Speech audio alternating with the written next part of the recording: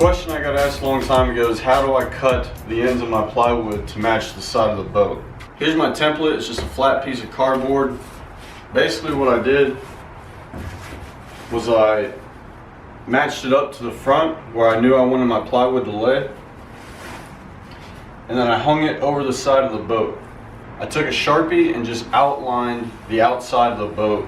Once I made my cut, I laid the cardboard back inside the boat where I wanted my plywood to sit, and from there I had a really good starting point, and I just had to do a little bit of trimming.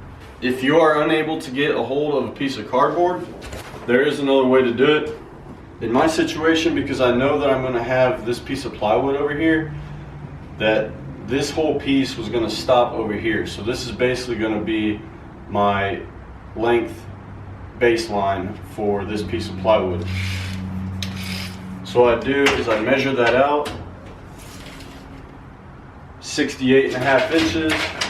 I'd go mark that on my piece of plywood. Then I come over here to the base, measure that out, 43 inches. So I'd go over to my plywood, mark 43 inches at the base. Then you can do it in intervals like 2 inches, 5 inches, 10 inches, whichever one you choose. The smaller the number, the more detailed of an outline you're gonna have. So just for example, let's say I'd go up 5 inches, I'd mark that, measure that out, it's still 43 inches. So I'd go over to my piece of plywood, I'd go up 5 inches, mark 43 inches. And then you just do the same thing going up, mark 10 inches, 43 inches, 15 inches, 43¼ inches. In my boat right here, before it starts coming back up, it kind of bows out a little bit, so it gets a little bit wider. But anyways, that's how I got my plywood cut at the end over here. I just made a template out of some cardboard. Another question that I got recently is, why are you using wood instead of a sheet of aluminum for your deck? I am using 1/2 inch plywood, non-pressure treated, for my decks. And the main reason is because the wood is easier to work with as far as cutting it out, getting the shape, and fitting it in the boat. If I happen to mess up cutting out a hatch or cutting out the sidelines of the wood, it's easier for me to just go back and spend $20, $30 on a sheet of plywood than it is to go buy a brand new sheet of aluminum. The other reason is because I'm going to carpet this.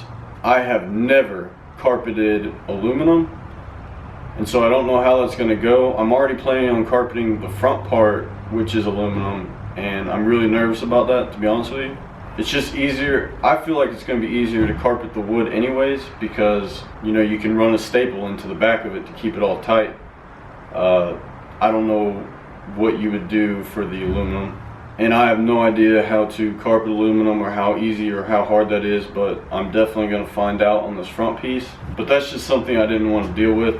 So I knew going into building this whole boat that I was going to use 1/2 inch plywood as my decks, and that is why I used the aluminum framing, so that I wasn't adding just a whole bunch of weight and wood into this boat.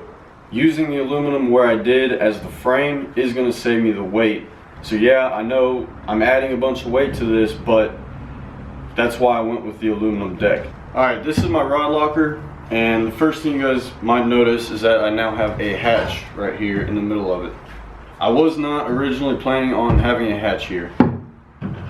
I needed to make this hatch because in order to keep the wood down to the frame of the boat, I needed to use some hardware.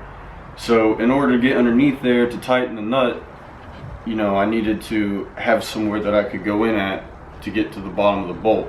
I am using stainless steel hardware here so that it doesn't rust, but basically I just needed a way to get underneath the deck to reach any of that.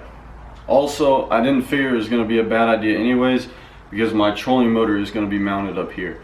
So in case I need to, for whatever frame that I'm building for my trolling motor, if I need to drill down into the deck, I'm going to be able to reach down underneath here if I need to.